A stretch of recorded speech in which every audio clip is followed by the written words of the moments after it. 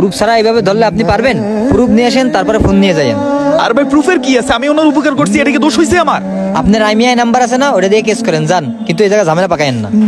বিশ্বাস করেন ভাই, এই ফোনের মধ্যে আমার বাবার বন্ধুর ঠিকানা।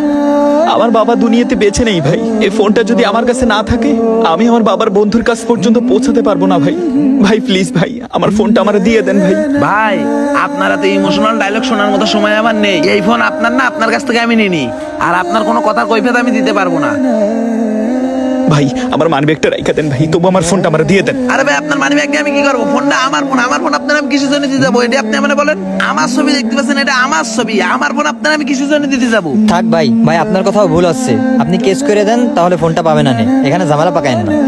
কোনো প্রুফ টুরুফ না নিয়ে আপনি একটা মানুষকে বেলেন দেবেন, এটা তো আর কেউ মাইনে নেবে না। আবার বলতেছি, ঝামেলা করেন না কোনো। যান। থাকেন ভাই, আমি গেলাম। এই ভাই তোমার সার্ভিল কত? ভাই আমার ফোনটা দিয়ে যান ভাই, আমার খুব গুরুত্বপূর্ণ ভাই।